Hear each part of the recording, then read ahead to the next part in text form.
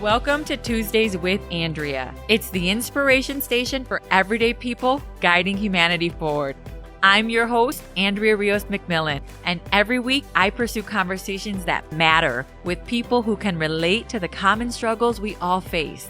You'll get to know the person behind the profession and find commonality with people of all ages, cultures, and backgrounds. Listen as friends, neighbors, and coworkers offer meaningful, personal explorations of modern life and the values we hold dear, all for the purpose of strengthening and uplifting others.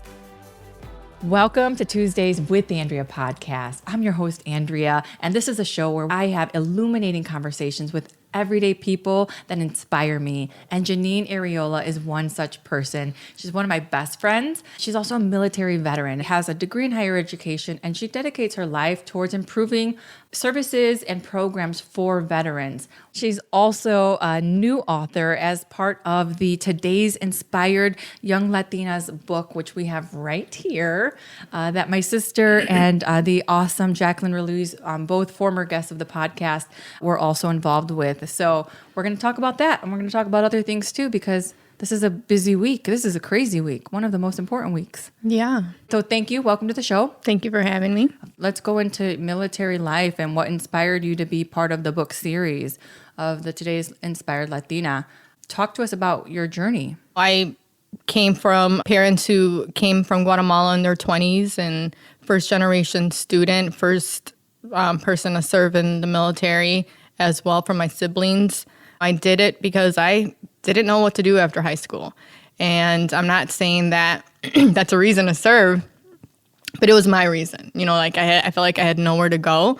And there was no college prep for me being a first generational American. My sister didn't go to college right away. She married into the military. So she met her husband, who was a Marine, and she married that, and she lived her life that way. So it was just like, what do I do? My friends pretty much all joined the military as well. So there I went. So you were first generation, and your parents, did they come here when you were young? No, they came when they were in their 20s. I was born here. So. Oh, you were born here. Yeah. Well, and then how was that? Was there any type of culture difference that you experienced? I don't think I noticed it. I think my life was just my life. It was normal. It was, my normal. You know, I didn't notice we were a low-income family. You know, I didn't know anything better. I didn't know anything worse. Yeah. You know, growing up, it's just who we are. Mm-hmm. You know, now I see it, and you can tell there's like a difference between class and societies or cultures. But back then, it's just like, this is just us. Mm-hmm. So talk to us a little bit about your story in the book. I know you don't want to give too much away, but tell us a little bit about what is your story about, and why is it relevant to other people who may not have served? Well, the overall theme is about fear and how overcoming fear has led me to many different opportunities and opened different doors from, you know, joining the military out of fear of not having anything besides that, you know, because I had nothing to lose, I guess, at that point. I talked about the hard parts of basic training, and then it went into deployment and being a single mother in the military. When I think about it, of people who serve in the military, sacrifice is the word that comes to my mind, right? There's a huge sacrifice that you have to make, not only to enlist and join and act in the service of others, but then when, as a female and as a woman, a mother, you chose to be able to still serve during that time. And every woman who has a baby during the service has to do the same. Is that right? No, they choose. You can get out. Once you get pregnant, you can leave or you can stay in. That's your personal choice. I just decided to stay in, again, out of fear of what am I going to do when I get out? You know, like I'm 22, pregnant, now what? So I just continue to stay in. Mm-hmm. Probably longer than I should have, I feel like, but that was a choice. The other people that you were serving with, did they have similar backgrounds? No, everybody comes from different cultures. I've served with people who are Samoan or Haitian or African or Mexican, all different kinds of Hispanics, whites. It's just a bunch of people who decide to serve regardless of where they come from. Mm-hmm. When you think back about things that you learned and the experiences that you have, What sticks with you now? I learned being resilient to external and internal environments, trying to figure it out, overcoming challenges. The rebellion side of me, if I didn't agree with something, research it and try to find a loophole if you can. I don't know if that's the right mentality to have, but that's what I learned in the military. Sometimes you won't agree with certain stuff, and if it's not in the policy or there's like a loophole, I'm going to find it. Yeah. How many years did you serve, and where did you serve? A little over 10 active duty, and then I did a year in the reserves, and I didn't like the reserves, so I fully got out. Just mainly Fort Hood, and then I did 3 deployments, a short one in Kuwait and 2 in Iraq. So you did 3 deployments, 1 in Kuwait, 2 in Iraq. And what was that like, going overseas and serving in another country during wartime, because this is now after 9/11? What was that? Kuwait was, I was there 4 or 5 months, so it wasn't too much. We were still living in tents and sleeping in cots, so it wasn't fully developed yet. But it wasn't, I wouldn't want to say it was scary because it's Kuwait, it was pretty safe. And, we just did our job. Sometimes we would go out and explore the city and then come back and do our job. And then Iraq, I was lucky enough to be in pretty safe areas. In Al-Assad, it was pretty safe. We never got attacked while I was there. Did casualty operations. Luckily, there wasn't much going on at that camp, so we weren't too busy. And then the 3rd deployment was in Baghdad. And those were, it was a little more incoming fire. So yeah, you just had to deal with a little bit more, because it's Baghdad. But you say that like, because it's Baghdad. But like, is there a part of you that allowed yourself to realize the weight of what you were doing? No, I think it's just our job. You don't go in there thinking that it's an impactful mission or that you're doing something impactful. It's just, okay, we're deploying again, to go there, do our job, and come back. Is how I just always saw it, and that's what I did. And was there any times there that you were scared or that you were proud of? No, I think you're constantly just aware of your surroundings. And, you're constantly feeling some kind of anxiety or fear. I don't think that ever, for me, that never really went away. We had a lot of incoming missiles at night, when you're asleep, and when the alarms go off, you get a little panicky, but that was just the normal over there. Did other people that you were around, did they feel the same way? It was kind of like, we're just here, we're going to get done, and we're going to go back. Was everyone in that same mindset? I think so. First, you're scared and excited, and then you become complacent, I guess, in a sense, because you're just doing repetitive stuff. Every day becomes a habit, right? You wake up, you go to your shift, you go to work out, you go to dinner, you come back, go to sleep, wake up, do it again. It's the same momentum every day, all the time, 7 days a week, And I worked casualty operations, so we were that's a 24-hour operation. So it was just the same stuff over and over again. Did you see a lot of casualties? Did you see a lot of people wounded and hurt? And No, I didn't see anybody. We just did the reports part of the operation. And then you came back, and then that's when you got out? I came back, then I got stationed here in Illinois, and then I decided to get out. And why did you get out? There comes a point in the military where you just stop growing. I just felt like the military was not allowing me to grow outside of the military. Like, you can continue to grow in the military if that's what you wanted to do. But I didn't want to do that anymore. I had been stationed at Fort Sheridan for 3 years already, so I knew it was about time that if I decided to stay in and get promoted and move, then they were probably going to send me. I hadn't had an overseas assignment. The only overseas assignments I had were deployments, so I knew that was coming, And then that meant leaving Amaya again. And she was young. Yeah, she was like kindergarten, first grade. And I was just like, I just felt like it was time. Yeah. You said leaving Amaya again. Do you want to talk about what that was like as a mom and having to make those decisions? It was also a choice made out of fear of how am I going to support her if I get out at this point? I didn't have a plan.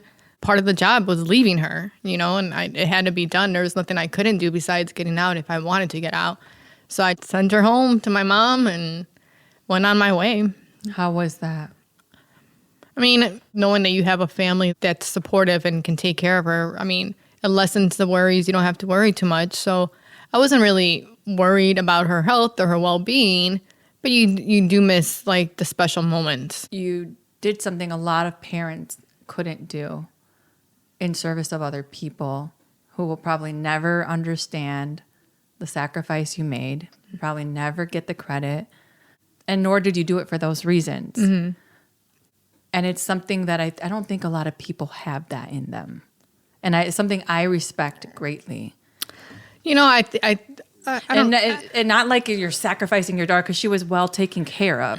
But as a mom and being able to make that choice, I think is very bold and brave. Thank you. But I also feel like when you have no other choice, you're going to do what you need to do. You know, so whether you think you have it in you or not, you're gonna right find now, you'll be surprised when your back's to the wall. Like, what do? You know? And then you just have to face up. Yeah, just do it. Do you think that in doing that, there's a part of you that had to block everything else out? Once you made that choice, like, okay, now I have to like shut these emotions off. I have to shut the door because I have to go through this other door right now. Yeah, I think I've done that ever since I've been little. And maybe that's why I don't recall a lot of like the bad things in my childhood like my brothers do, because they'll be telling me stories. I'm like, really? What? Like that happened? So, and I think I just do that internally by myself without even knowing that I do it, that I just turn off something because I don't remember a lot of the stuff. Even like when our friend Lupita, she's like, you don't remember that in high school? I'm like, no, I don't, you know, because I feel like I just block it off. Yeah. Unaware of it. Has to be a mechanism. A defense mechanism, I'm sure, of how I cope with stuff. Which yeah. I probably wasn't sure that I knew I do. Yeah. And then that probably served you well when you were in the military to be able to continue on in service for as long as you did. Mm-hmm. Yeah. When you look back, are you proud of your service or are you still detached? No, I wouldn't call it proud. I don't feel like I did anything that anybody else wouldn't do, to be honest. Like, you say that you wouldn't do it, but I feel like if you had no, I wouldn't. I have, and I like that's what you say, Andrew. But I feel like if you had no other choice, if they say either you join the military or I kill you, you're gonna join the military, right? So that's what. But so I feel like I don't feel like I've done anything that anybody wouldn't do if they needed to do it. You know, so I wouldn't say I feel proud. I just did what I needed to do at that time in my life. Okay. You know? Yeah. So I don't know if that makes sense to a lot of people. And, you know, everybody has their own reasons for joining. You know, some people are very patriotic and they do it for the love of their country. And I didn't do it for the love of my country. I just did it because for me, it was the last resort at that time in my life. Do you think that that has something to do with growing up poor?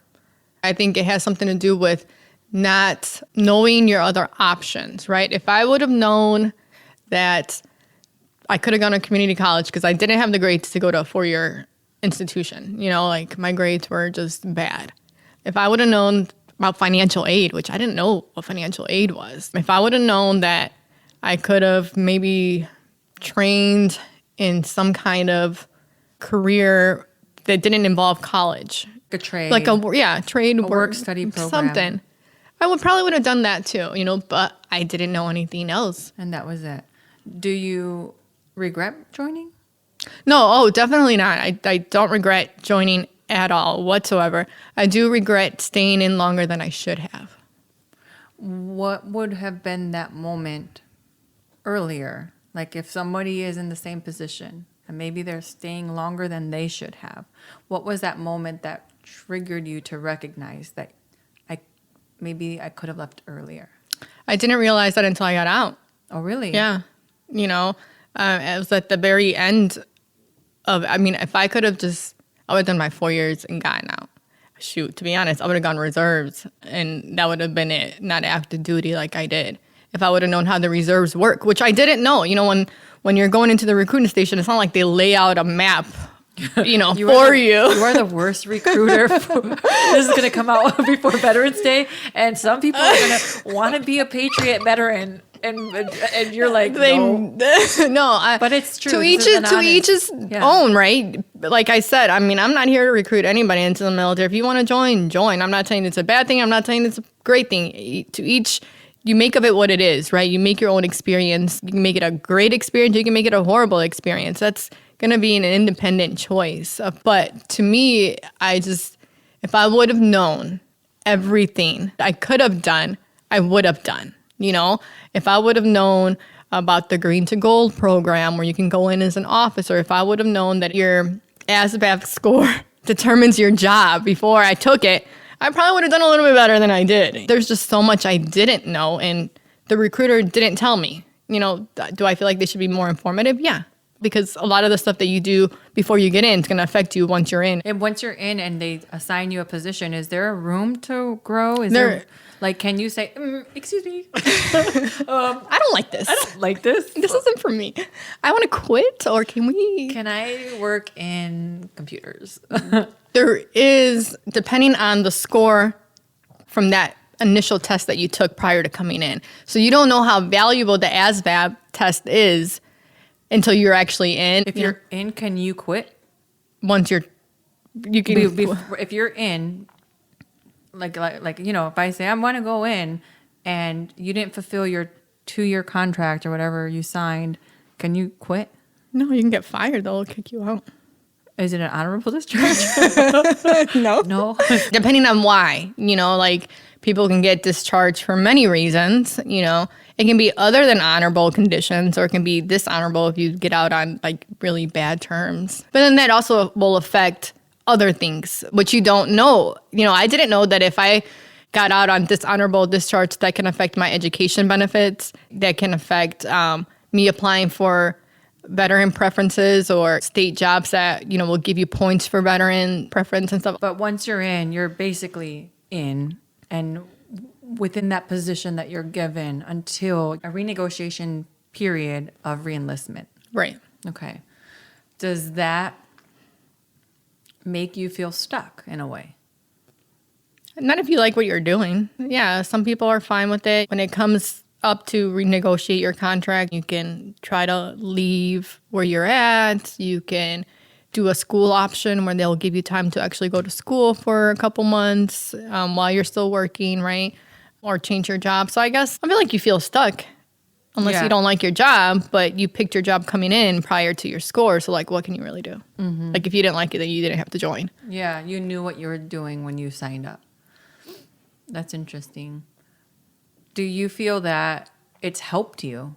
Like joining and serving in the military, has that helped you? Is it something that you're able to take tangible skills away from? It's going to sound really cliche, but you learn to work with a diverse group of people from all different cultures and backgrounds and social class, and you learn leadership skills because even sometimes as a private, you can have some kind of like leadership put on you, and as you grow, it only gets more intense. Did you feel when you got out like, I'm tough, I'm strong, I'm brave, I am a patriot? No. That is so amazing to me that you don't feel that way. Like if I got out and I served 3 tours, girl, you're probably walking around like I'm a badass. Badass, here I am, I have arrived. You don't feel like that at all? No, I don't. I don't feel like I'm better than anybody or that I put in more sacrifices or more time into this country than anybody else. I say I'm a unique veteran because I don't feel like I'm owed anything. It's just what I chose to do when I felt like I had nothing. Yeah. So when did you realize you had something? That's a good question, isn't it? When I got here in Illinois, it was like, okay, I don't want to do this forever. Let me start figuring out something else. And I started going back to school online. And I remember like one of my sergeants at the time, he Sergeant First Class McGlynn, he's like, come on, you can get promoted, you can stay in. I was like, I don't know. Like, I'm done. I want to get out. I want to do something else with my life. I want to go back to school and actually finish my degree and just find out where the wind takes me. At this point, like, I just was done. So what is a patriot to you? I think the media has construed a vision of what a patriot looks like. A male flag waving, will do whatever it needs to do to defend its country. Gun toting. Yeah, completely. Do I believe that the ultimate patriot would be somebody who serves? Yeah, to a sense. But I also believe that a patriot is somebody who loves and supports their country regardless of government affairs and respects the people in it. Because if you're a patriot, then you love and respect the constitutional rights and the freedoms that you were given that applies to everybody, not just you or me or a certain race, but everybody that's here has those rights, and when you serve in the military, that's what you swear to defend is the constitutional rights against all enemies, foreign and domestic. I'm about to preach here, but preach. Preach. So that's the oath you take. That's what you raise your right hand and swear to defend.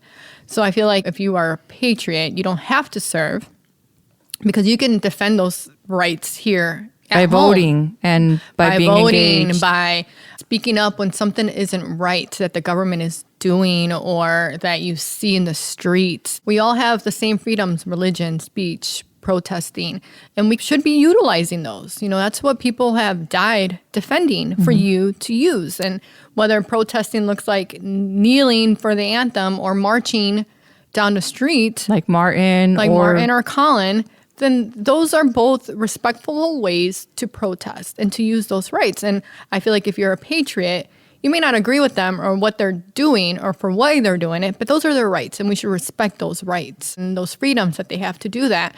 And it's just respecting the differences. Maybe you're for Trump and I'm not, and I should respect that. We're friends, and it's not like it's unpatriotic if you vote for Biden and don't vote for Trump. I don't see it that way. You have the right to vote for whoever you feel like you should vote and should win, and that's your right, and I respect that. And that's what we need to respect as a patriot, I feel like it's the rights that we all have. So being apolitical in terms of what party do you ascribe to, but being very intentional about supporting the Constitution and all that it means for us as Americans and the freedoms that it gives us. Right. And it doesn't mean that you have to be American born and bred to be a patriot. You can be somebody that came into this country and grew up here as a child, and you love the country and you want to support what it stands for and what it means to you and your own values. And that's okay. And that can be patriotic, and we should all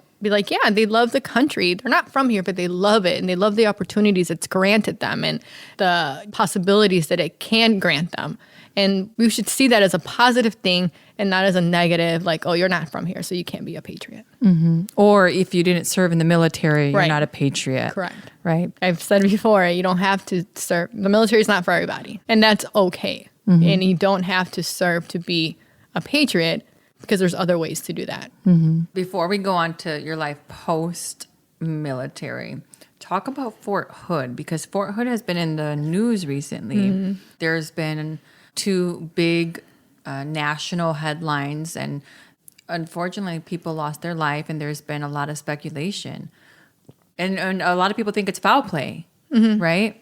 What was your experience at Fort Hood? I didn't have a bad experience at Fort Hood at all. What do you think about those cases? With Vanessa Kulian? Yeah. How do you say her name? Keon, I think.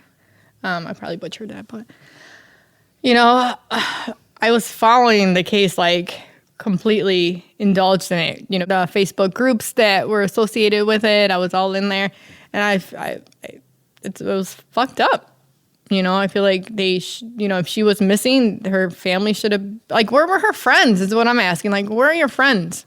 Where are your battle buddies?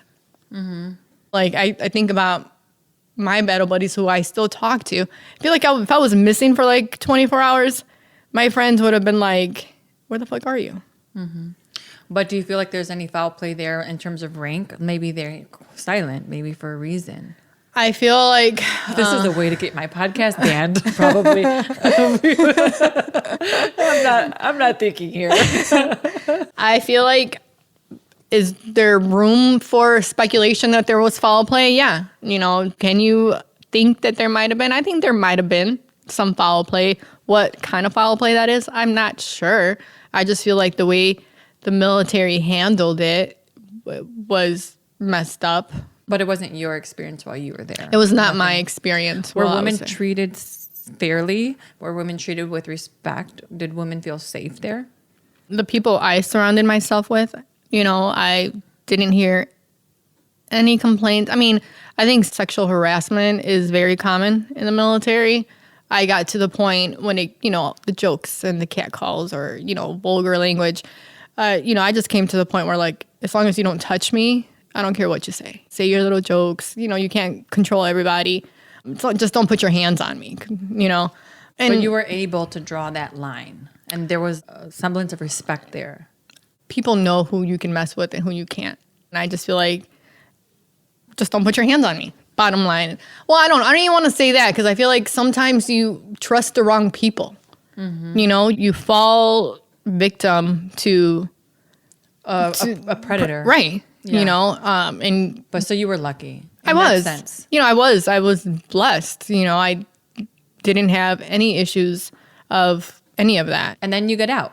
Yeah. And you're with the Maya and you're now making the decision to go back to school. Do you feel prepared at that point for living in the civilian world? I planned on getting out and I knew I was getting out. It wasn't as bad of an adjustment as some veterans can experience. Lucky for me, one, I was home. I was in Illinois. And, I had a good support system. I had friends who had gotten out prior to me that also could answer questions that I had. So I really didn't have any adjustment issues into the civilian world like some veterans can have when they transition back. Mm-hmm. And then you started school. I did. I decided to, one, because, it pays for your tuition fully, and then you get a housing stipend, so that's extra money in my pocket. So I was like, well, I'm just going to go to school because that will be my job, right? I'm getting paid to go to school. It's the way I saw it. So, I started at College of DuPage in the community college, went there for a year, and then I transferred over to North Central. And then you stayed there? I stayed there for the next 5 years, getting my bachelor's and my master's. Mm-hmm. Mm-hmm. And then working in the veterans program. Right. I became a graduate assistant at North Central with the veterans. Mm-hmm. And what do you take away from your time there? What did it teach you? Relating to the younger generation, for one, right? I'm here 30-something years old, going to school with 18, 19-year-olds. So it was just appreciating that generation and their views and thoughts that somebody who might not relate to them too much or be around them too much can look at it and be like really? I appreciated their ideas. What are their ideas? Like, what is that next generation that is in college right now? I mean, I have a brother in collage. So you should know him. But he's, yeah, like, okay, I mean, one person. But, like, what from your experience, what did you find out? And I can only speak on the students that I had in class, right, in my cohort, that I've spent many countless hours with them. And I think they're very driven. I think a lot of them know what they want and will go after it regardless. I think they're outspoken. But I also feel like they lack in common sense sometimes. Are they soft? Because this is what you hear a lot. And I feel like as a parent, maybe in some ways. I think they're entitled. Oh. I don't think they're soft. I think they expect something. And when you don't give it to them, they might feel a certain kind of way. Because this is also the technology generation, the generation that grew up with only knowing devices and immediate almost gratification. So in that way, I can understand the entitlement. I can understand the expectation of like, I want this now. Right. Yeah. I mean, I was in class one day and this girl, I was a sales class, and our professor asked, does anybody know what buyer's remorse is? That was the question. Of course, I know. I didn't participate that day, but nobody was participating. And so he asked, young freshman, 18 years old, just graduated, can you tell me what buyer's remorse is? And she looks confused. And she's like, I don't know what remorse means. No. Yes. I was in Was she serious? I don't know. And all the professor said is like, okay, can somebody else? What do you say? What do you say to that? Yeah. But I was like, how do you not know what remorse is? But then I started thinking, it's like, she's probably never experienced it. She probably has never felt bad for doing anything in her life. You know what is interesting about that is kids they're not getting out and meeting each other as much. They're not talking to each other in person nearly as much because now there's so much of those like needs that are satiated with technology, which isn't a bad thing. It's just being realistic about the world that they're living in. And also, and to that point, like, yeah, if you're not out there doing, how can you feel remorse sometimes? If you never experienced it, I get it. You know, she's 18. Like, what has she done? I don't know. Maybe she's been sheltered her You're whole like, life. girl, come here. Let me I have too many things that I regret. Let me teach you remorse. So it gave you more understanding of a younger generation, as well as the education to be able to uphold the knowledge requirements that will help you in the career that you want to have. Yeah, and then, you know, being an adult student, I was able to also relate to the professors a lot more, which, you know, I enjoyed because you're able to talk, better understanding with them and why they think the way they think because you're kind of around the same age. You know? And you could appreciate them a little bit more. I appreciated that too. You find kind of like a sense of belonging sometimes, but you have to be open to that as a student veteran. Also, you know, a lot of student veterans sometimes close themselves off to just going to school, leaving campus, coming back when you have class, and that's it. They don't stay to engage. They don't socialize with the younger students because they can't relate to them. Yeah. And sometimes you don't even talk to your professors, you know. And even though I was like that maybe the first year or two, after a while, I said to myself, okay, this is the year. And I talk about it in the book as well, the year of yes. My personal year of yes that I got from Chandra Rhimes, I think. I decided my senior year was going to be my year of yes. And, you know, I start to relate to the students, talk to them a little bit more, engage, you know, any opportunity that came. I kind of like took it on, even though I kind of didn't want to. I was like, no, I said I was going to do this. I'm going to do this. You learned a lot. You know, I started building. That's where I think all my closer relationships came. It was my senior year when I allowed myself to like open up and enjoy the experience that we're in. Right. You know, because you can grow from that. And what did you do? You went camping. Hiking. Hiking, yeah. Yes. I didn't want to do that, but, you know, I had an intensive boss who was like, no, you got this. You can do it. And he was a Marine, so he was really gung-ho. Was going to go. And I worked at College of DuPage, and College of DuPage had this great program, and I wish, you know, if anybody wants to donate a grant to College of DuPage to bring this program back, you know, we're open. You're like, I volunteer as tribute to lead it. But I thought it was a great program. Describe it? It was a field experience for veterans. And what the program did was help with group communication. It was a speech class, but it was all out in the mountains and hiking. So it was a week-long program, a field experience, and then in between that you had classes. You had assignments that you had to do, you know, papers that you had to write in. At the very end, you had to present what you learned throughout the class, you know, and presentation. And it was completely funded by the foundation of College of DuPage, I believe. And the student can use their benefits to pay for this class. So you didn't have to pay for anything besides what you were wearing. You know, maybe some hiking boots if you didn't have any. College let you borrow hiking gear, book bags, sleeping bags. All that came from the college that they allowed you. So it's just clothes that you had to bring. How many people? Well, you had to apply and you had to get accepted, and it varied. When I went, there was probably like 10 of us. And was it like a semester program? Yes, it was a semester-long class during the summer, so it was 8 weeks long.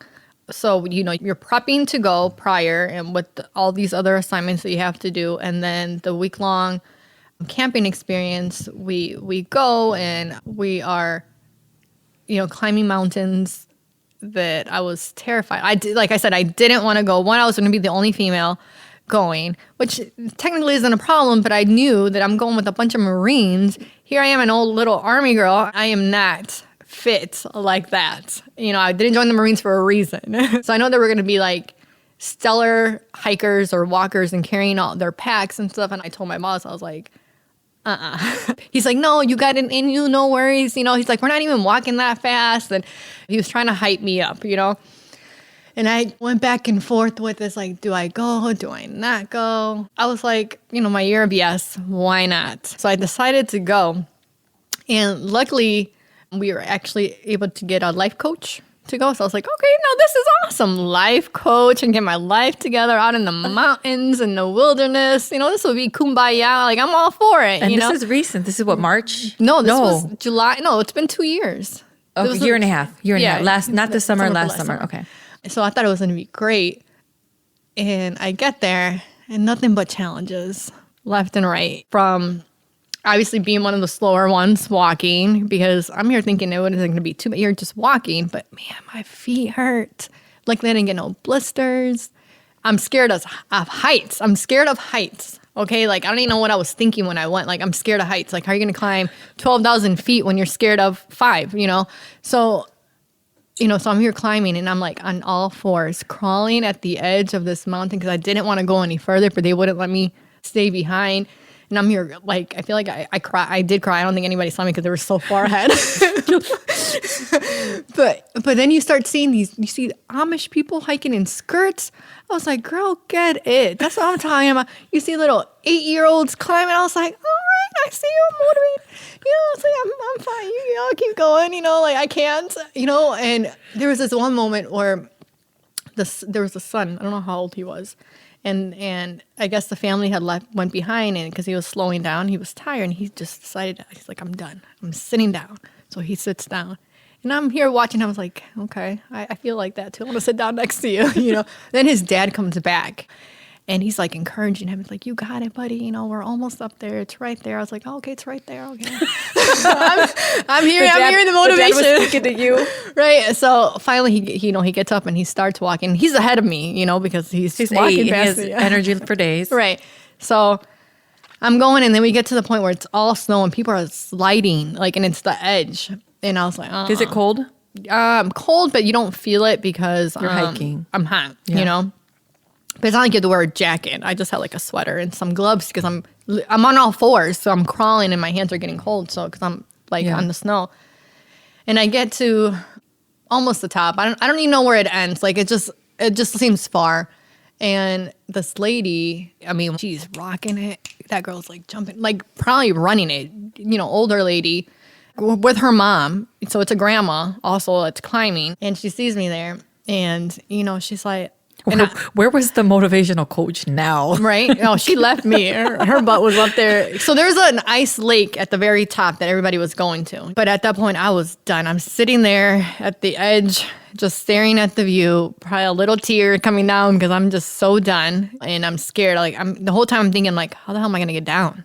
Like, coming up is one thing, but how am I going to get down? The lady, she comes up and she's like, you're almost there. She's like, do you see that peak right there? She's like, that's the top. She's like, you don't have to go to the ice lake, but that's the top right there. It's like, that's it. You're right there. And I was like, thank you. And I was like, you're right. It's right there. So I made it to the top. I didn't make it to the ice lake where everybody else was, but I just needed a moment to myself, So I made it to the top. I sat there for a minute, took off my socks because my feet were wet too from going through the creek or whatever. But I felt accomplished, that I made it to the top. To the top. I climbed a 12,000 feet mountain, made it to the top. I might have not made it to where everybody else was, and that's fine with me. I didn't care. And then coming down where I'm like scared and on my butt, making it all the way down to the mountain. But I made it. It was a tough climb. Then there was a 14,000 feet mountain that I was not going to climb. Like, peace out, have fun, enjoy. I'm going to be right here.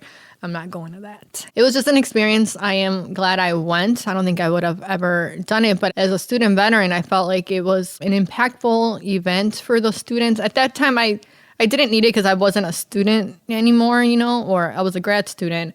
But I feel like for those who were just transitioning out and just starting, I think it was very beneficial for them because it gave them a support group. You've came through these challenges, that you're climbing mountains, you're growing together, you're building these relationships, and now you have a support group at the school. And you are sharing experiences. There's a point where we're sharing each other's experiences, and these guys were crying. Some of them were crying, because they were just going through so much. And the fact that you're not alone at that point, like you have somebody else there.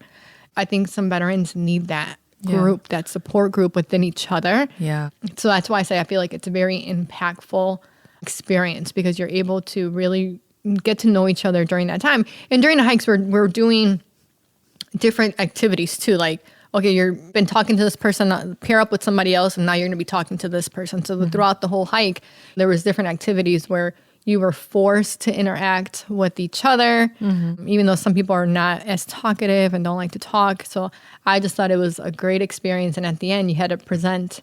And I learned a lot. I even learned stuff about myself that I didn't know. Like I wasn't such a good team player that I thought I was. And then I realized I'm not as good of a team player as I could be. I learned that about myself because I'm here thinking I was a great team player. And then I realized I wasn't when they were offering to help me with stuff like carrying my pack. And I was like, no, I got this. I can do it. Just because I'm slower than you doesn't mean I can't do it. Instead of having like a team mentality, knowing that we have to get to a certain spot because it's about to get dark and we have to get there to set up camp.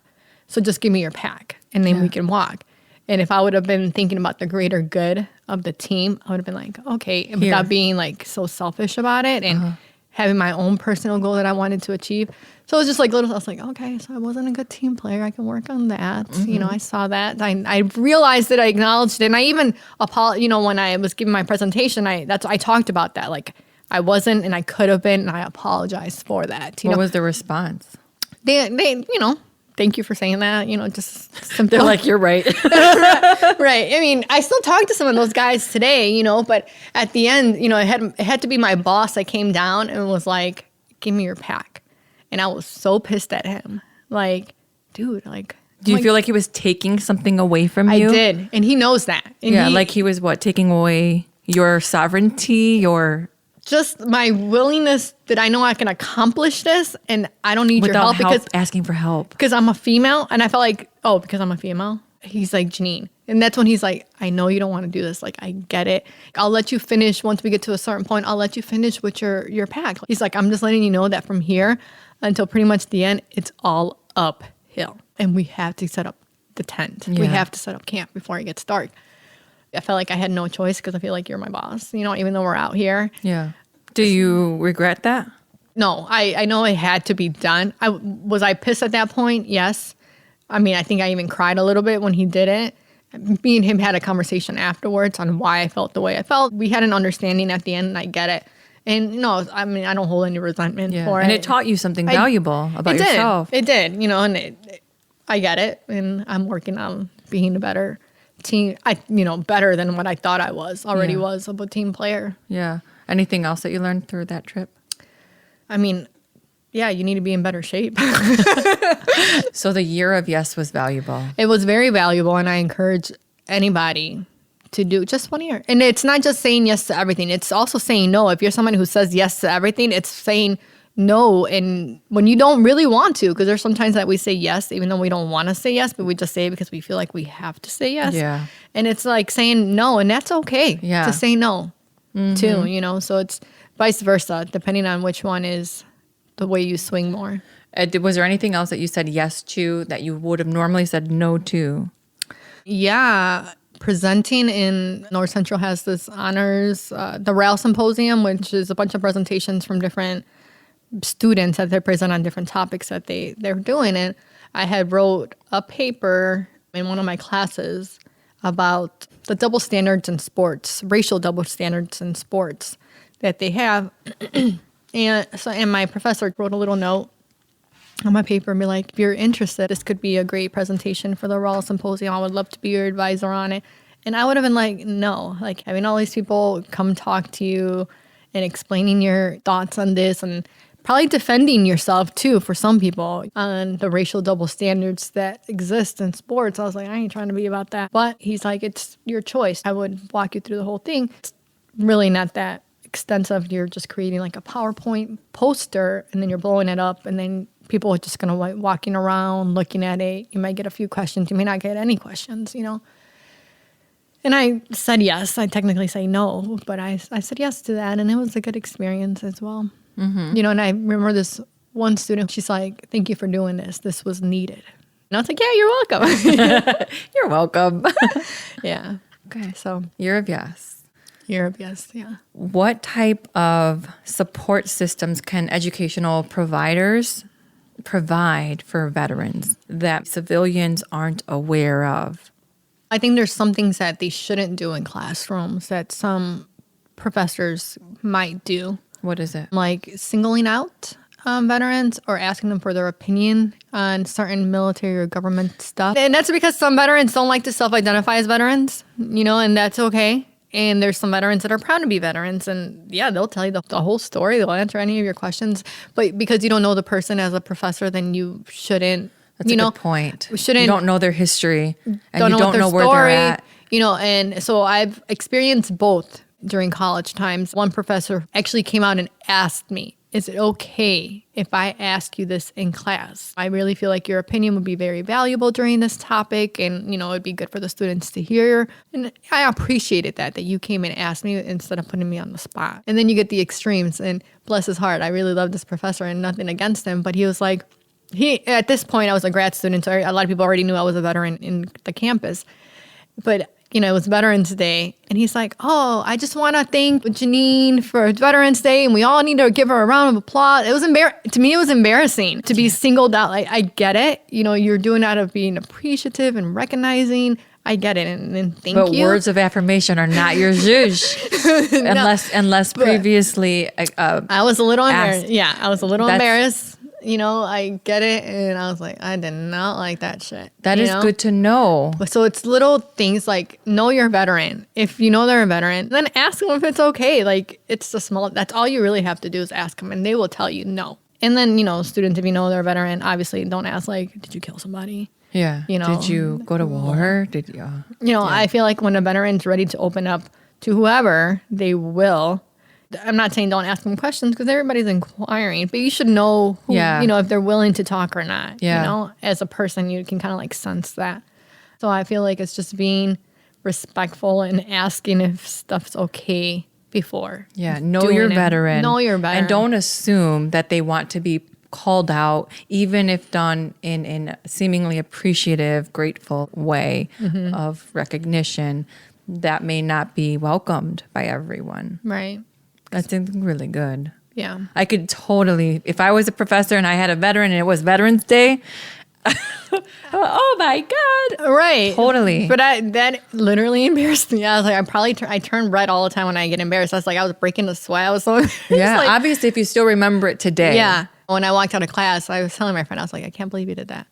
And sometimes even your friends that be like, well, my friend, she's a veteran. And sometimes I'll be like, do people really need to know that? Like sometimes I don't want people to know. And sometimes it's okay. It just, I don't know. Do you mind this podcast? Well, we've already talked about this. But you asked me. I it's did. Not like you're like, I gave you bullet points. We're going to talk about this, and this. Like I said, some veterans are okay with wanting the world to know that they're veterans. And then some veterans just don't want people to know, and both are okay. Yeah. And the helpful thing is when you have someone like you who's willing to speak up about those things that you don't like, and you're speaking from your preferences and your experience, it sheds light on people who, like me, I'm not aware, and it helps me understand better. And it helps me, like now going forward, I'm going to be very mindful of that. I'm going to try to.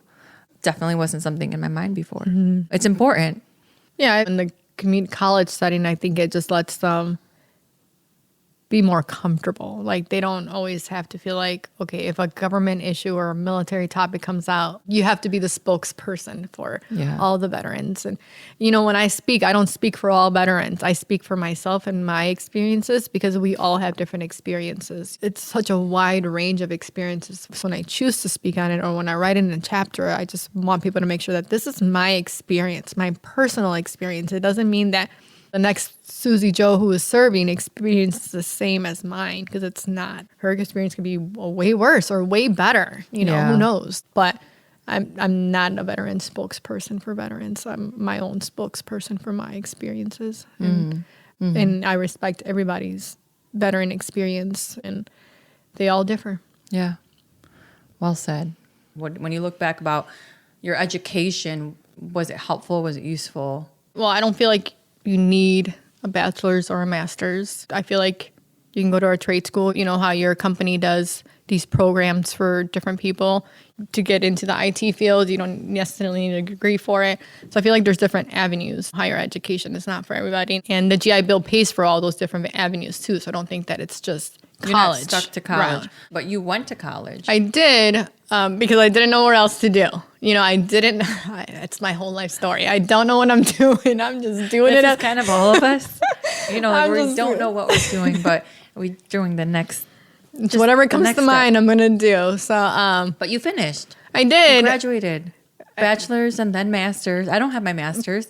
You have your master's. But you don't need your master's. I know. I felt like, you know, at the age that I was when I got out, to be in a competitive level with people in my age group who have the experience that I'm lacking, I needed at least the education. And that's the only reason why I decided to go ahead and continue to get my master's, because I feel like, well, I need some kind of competitive advantage here. And it's not my experience because I'm doing a complete career change. It's not like I'm staying in HR like I was. So I needed something. I needed up on something, you know, I needed hands up on something. It is so crazy to me how you felt like you were lacking in an experience after all of the experience you had.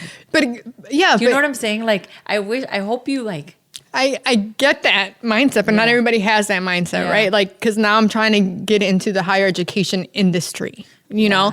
Academia is hard nut to crack. I know. Especially if you're vocal like you are. I know. I need to find my people. So college is out there. So this is the great thing about Janine is she doesn't sugarcoat anything.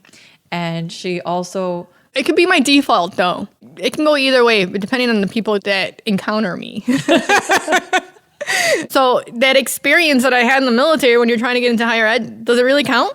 You know, unless I want to go work with veterans like I'm currently in, you know? I mean, what made you want to work with veterans? Was it because you understood?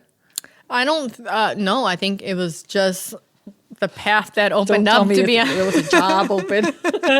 No, I think it's just the path that kind of continue to open up for me in that realm. And maybe it's my calling. I don't know.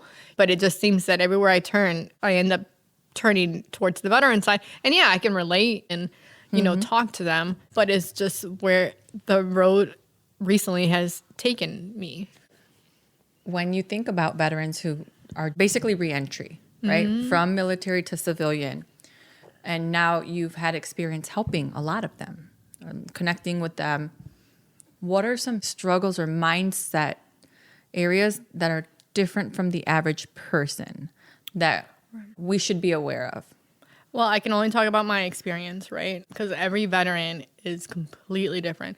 And I didn't really think about it until I started my graduate capstone paper, where I created like a transitional course for veterans who were coming into higher education, especially a 4-year institute. And, you know, I started looking at student development theories, and I found one that I could relate to, and I can apply my experience into the theory. And there's a part in there that, in the theory, that kind of made you realize that a lot of the way people react will be based on how they exited the military. Right. And that's not something I took into account, because not everybody gets out of the military on good terms. Right. Not everybody gets out of the military with a plan. Sometimes it's unexpected and you're kicked out, or you get pregnant out of nowhere. And then you're like, okay, I don't want to do this anymore. I'm out. You know, you get, you know, a disability medical board and you have to get out and you weren't planning for it. You know, sometimes you get in trouble and you get kicked out. You know, and then there's people like me who want to get out. You know, you're going to get out and you plan for it. So there's just so many different ways a veteran can get out that affects the way they will adapt to society when they get here. Because if you're not mentally ready and you get thrown into it, you're like, what the fuck now? You know, and then that can lead to homelessness, food insecurities, not being able to cope, mental illness, trauma that you're trying to deal with that you didn't know you had until you got out. So many things will open up once you get out and you realize you're like, what do I do now? Yeah, who do I go to? Is there support for that? I think there's so many resources out there, but a lot of people also don't know about them, right? Yeah. So ever since I started working with veterans, I started to follow a lot of groups on Facebook, like the Illinois Veterans Resources on Facebook. They're always posting food drives that they're having or resources or workshops that they're having. I started following like the Midwest Homeless Shelter, which is a veterans homeless shelter. The VA, they're always posting stuff about resources that they have. It's searching for them. You do have to do a little bit of homework, unfortunately. And they tell you when you transition some of the resources that are out there too, but there's so many more that are out there. That are just not discovered by everyone who needs it. Mm-hmm. So is there like a veteran meetup or like a group? Is it Facebook groups? Is that how you connect with other veterans after the military? I think there's a lot of different kind of groups. I mean, I do a lot of it on Facebook, right? We have Boots to Beauties Facebook, which is all females, only female veterans. Some are still currently serving. I mean, it's thousands and thousands. So if you're a veteran or you're still serving, you haven't been part of a group, you should join. It's a sisterhood of people showing their accomplishments and people praising them, or maybe they're a first-time home buyer and they're excited. People just wanting support. Maybe they're having a hard time and they need somebody to talk to. And they post on there and people just like rush to them. Or, people are looking, have you gone to the school? Can anybody tell me about the school? So I think it's a good morale booster. Mm-hmm. So I think it's a good page for women veterans who I feel like sometimes get neglected. Yeah. Because a lot of the focuses are men, Is that the case? Yeah, right? Because maybe the majority of veterans are men. And I think a lot of focus goes towards them. I mean, when you think of military, you think male, mm-hmm. On top of that, you think white male, so. I don't know. I think brown and black male. Like when I think military, I think brown because think about it. I have more people in my family that have been in the military than like college, than okay, I can see your point profession. on that. I feel like so many people in my family went to military. Hardly any went to professional school. Not that one is better than the other, but I don't like that part because to your point, that's not the only option. And I want people to know that there are other options too. Definitely other options. I think maybe in the higher ranks, I think white male. Definitely white male. That's white male. The face of the military is a white male, I think, currently. Yeah, so, I mean, you don't think females like me that mm-hmm. join. And there's so many females that join. And not all of them have to look like guys. Mm-hmm. Some are very feminine. But then are they now like targets? No. Like...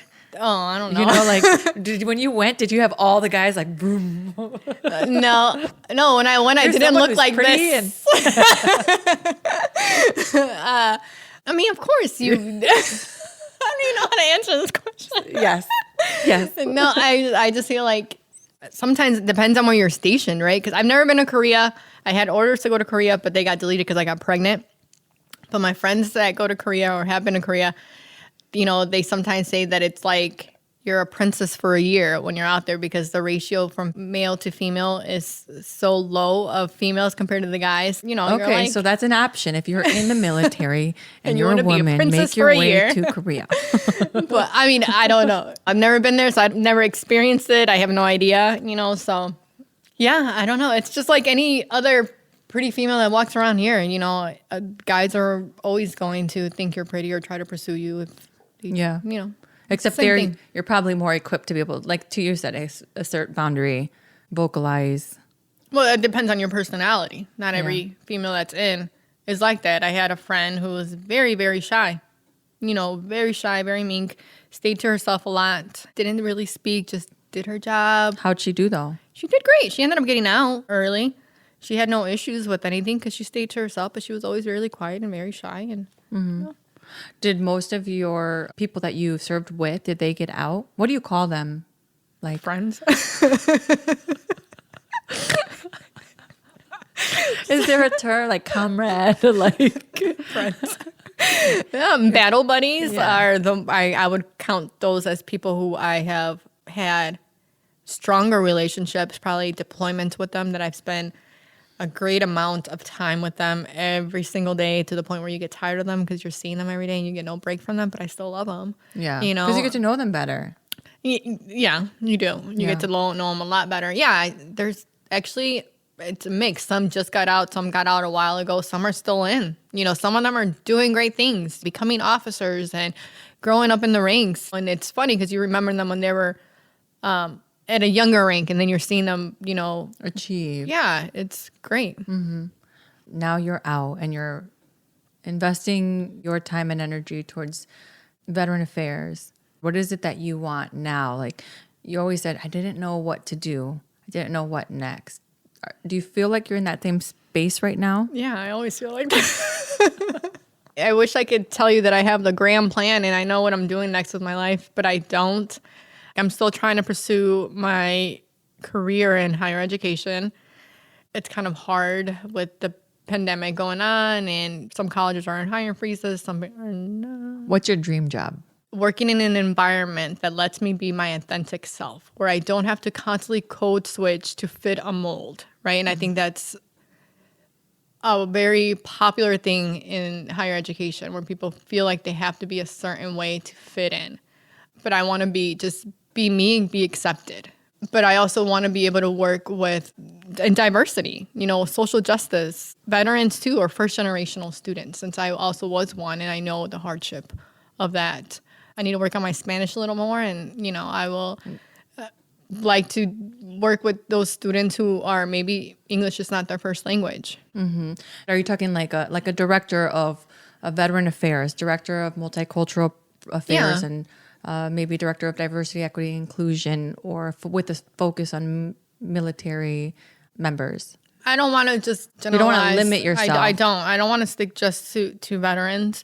They are part of my heart and soul. I'm going to serve a lot of people, not just them. Yeah. I want to go where I can make the bigger impact. And if that's veterans, then so be it, and if it's not, then it's not. There's some pushback in the higher education space about social justice and diversity inclusion to the degree that we've seen it recently, which has, I feel like there's escalated. Yeah. Mm-hmm. Well, on both sides, there's an escalation in harms that we've seen and actions against minorities and people of color, things like that.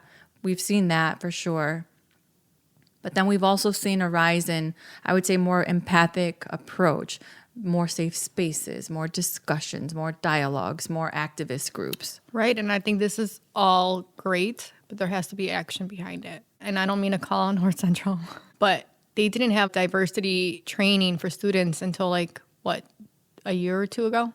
Where has it been all these years? You've been recruiting these students of color, yet you don't have the environment for them here. So at what point do these talks come to okay, we gotta now put it into action? And there's a story said during one of our meetings that still sticks with me today because I find it so very true. If you plant lettuces in the garden and they don't grow, you don't blame the lettuce for not growing. You start looking into the environment around it, the soil, the sunlight. Did I plant it in the right way? Did it need more water? Did it need more sun? And it applies in higher education, right? You don't blame the student for not growing. It's the environment. There's something in the environment that caused that student not to grow. Yeah. And what that is, that's something that each college would have to look into. Maybe it's developmental classes that they need to have for some students that they're recruiting that maybe are not in the level of these other students, and they need a little extra help. Maybe it's more resources. Maybe it's a first generational program that you don't have at your college, but these students need it. Maybe it's having Spanish interpretation for events so that parents who don't speak English can understand what's going on for graduation or stuff like that. Maybe it's hiring, if you have a high diverse of Hispanic students, then hiring people who speak Spanish and having yo hablo español on my name tag so they know that they can approach you and you can help them. It's just so many different things that you can do to be a more equity-minded school that I think schools really need to look at that, because I feel like equity is the foundation to everything else. If you don't have an equitable environment, then you won't have a successful diversity program where every voice is valued because you don't have an equity mindset. What is equity in higher education? Is equity more like affirmative action where, we start trying to recruit more people of color or minorities or diverse people? Is that equity? Todd Dimrama, our CEO at CompTIA, he stated it really well. I think this is a quote from someone else, so I won't attach it to him only. But he said, diversity is bringing more people to the table. Mm-hmm. Equity is giving them a seat and having them part of the discussion. And inclusion is having their voice be heard and have merit. And I feel like there's room for that in almost all scenarios. And it's not specific to gender, it's not specific to race or religion, but there's room to allow us to hear people better and to take action based off of what they say, if we care about those people. And that's what I think what you're saying is there's a lot of talking, but then the follow-up doesn't happen. Right. So like if you say you're an equitable school and you have these resources in place for your students, then have it in your mission statement. Have your money go there, you know. Hire faculty that look like me and you and the other students, not just, you know, sprinkles of people of color that are teaching.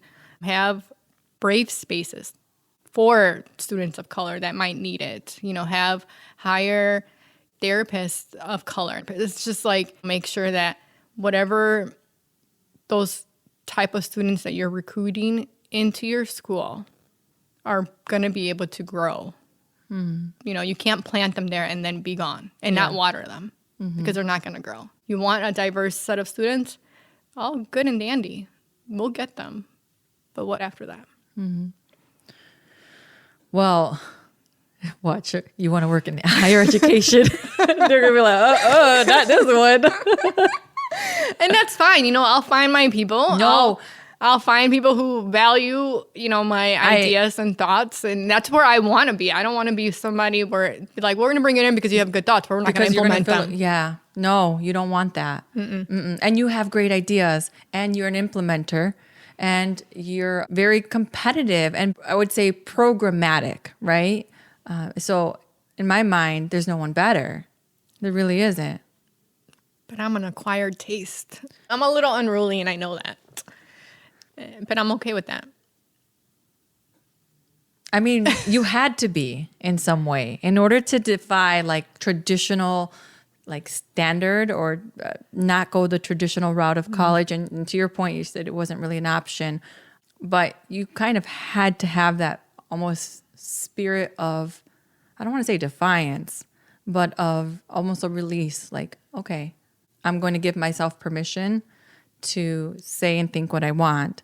Where, I mean, I promise you in so much of my career, I didn't give myself that permission. Like, that's a brave thing.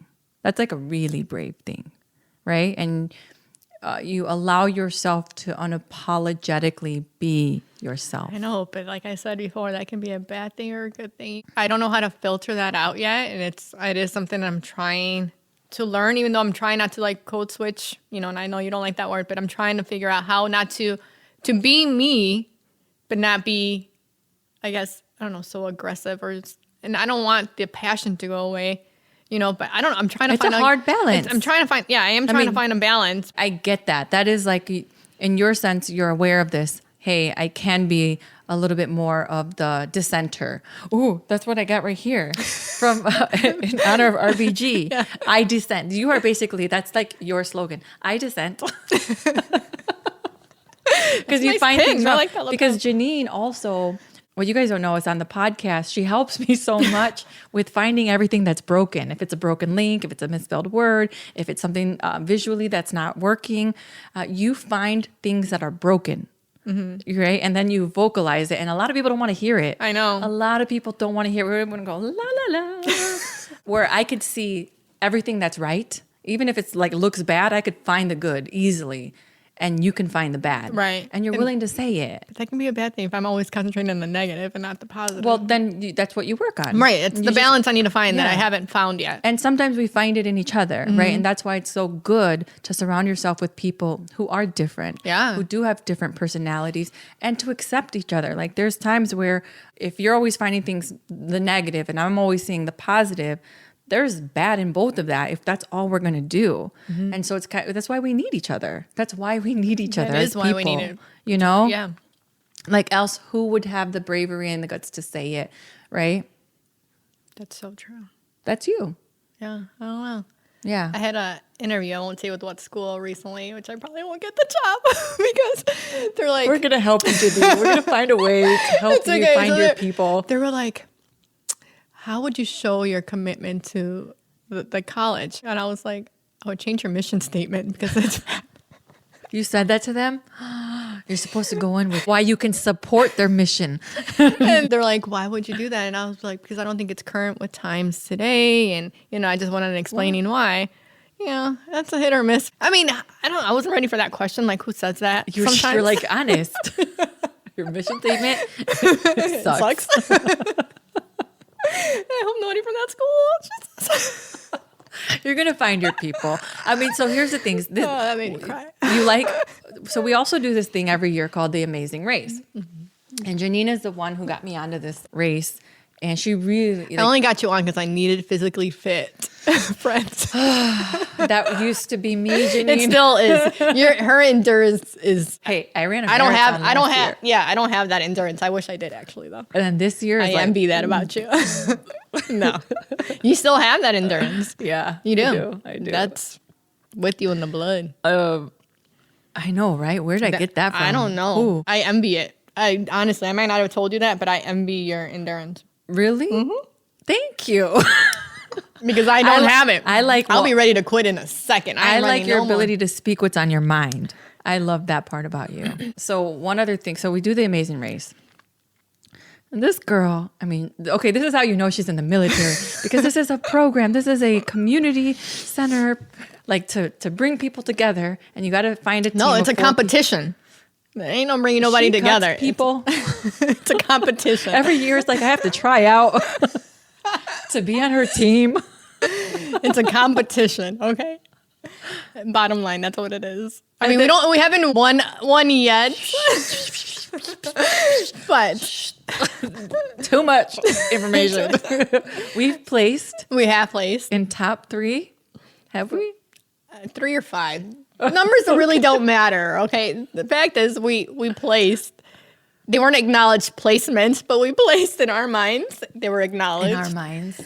We just haven't won. And you know who beats us? It's those police guys. Why do you know if they're cops?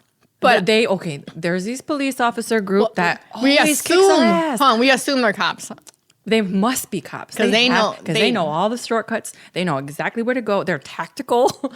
They come in a Jeep, or they can just jump in and jump out. They don't even have to open car doors. They're color coordinated. They're either cops or gangbangers. Like, who are they? The mafia? I don't know, but they. And then the old people. Is that wrong for me to say here? I think that it's like a participation trophy. I don't think they really won. There's no way. There is. You guys. When I say there is no way that grandma, grandpa, legit grandma, great grandma, great grandpa, they beat us almost every year. There is no way. I know. Okay. When we're running past them at every single, running. We are running. This is like, yeah. Where the hell? Where do you come from? I don't know. Exactly. I think it's rigged. That's what I'm saying. My point in bringing that up was what? I don't know. I'm searching now. I'm grabbing, like, what can we talk about? Okay, we talked about diversity. We talked about higher education. We talked about veterans and military. We didn't talk about motherhood as much. Mm-hmm. Friendship stories. Do you want to talk about friendship? Do you want to talk about friendship? What would we talk about? I don't know. Said she didn't like me when she first met me. So. She didn't like you when she first met you. You're the same way with other people, though. I am, You guys are the worst. I can't introduce them to anyone because they don't like anyone at first, and this one won't talk to people. Kind of freezes up. But professionally, she's great. But when it's like the friend thing, if she doesn't know them, she clams up too. And I've learned how to... I'm the one who goes out. I'm like the forager. Like, oh, look what I found.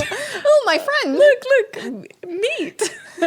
And then no one likes each other for like a while. And then after years of like, I actually am a very persistent friend here.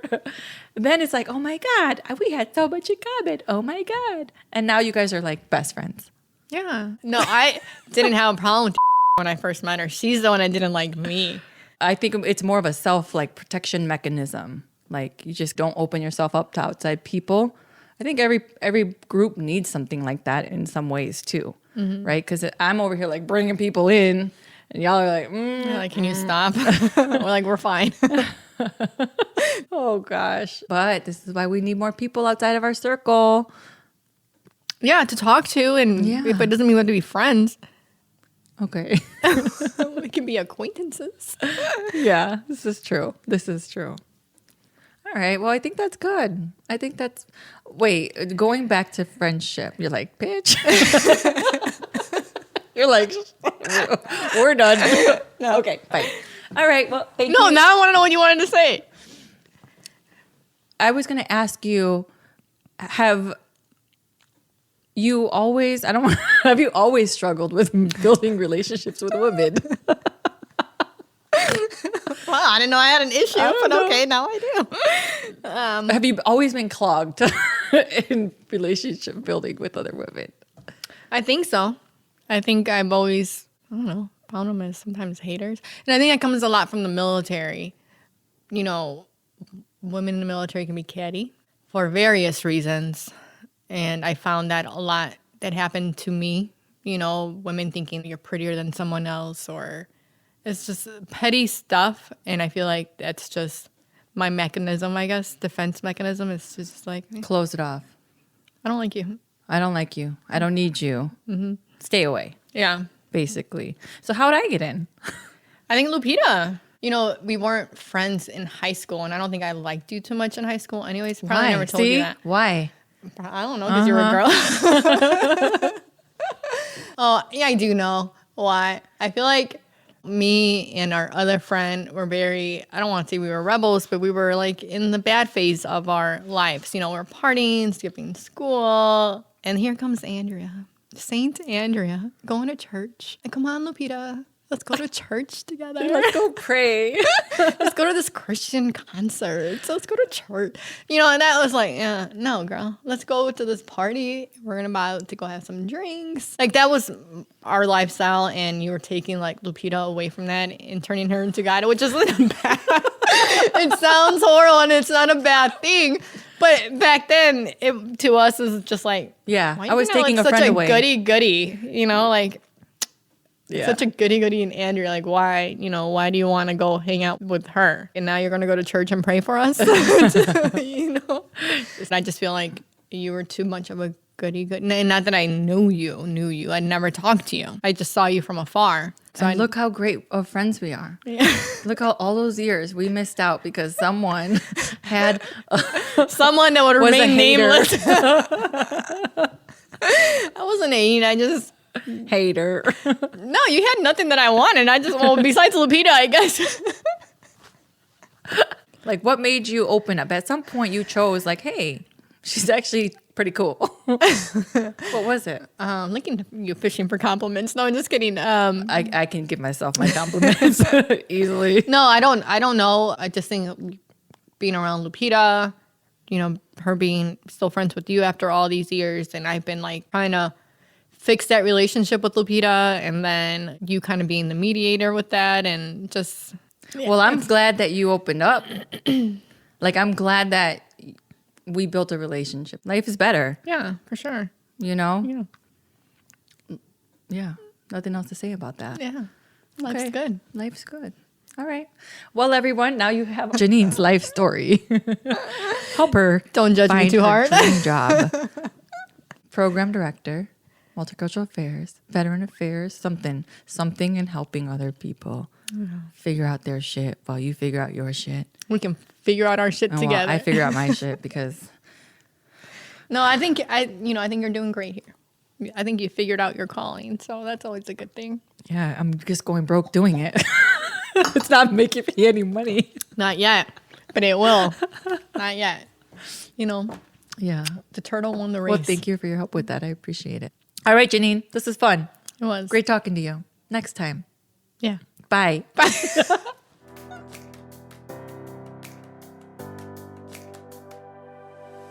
Thank you for listening to Tuesdays with Andrea. There are hundreds of thousands of podcasts out there, and I appreciate you making the time to listen to mine. If you like this show and want to know more, check out TuesdaysWithAndrea.com, or please leave a review on iTunes or drop a line in the YouTube comments section. Until next time, please stay kind in your mind, nice on the web, and stay hella hopeful in your heart.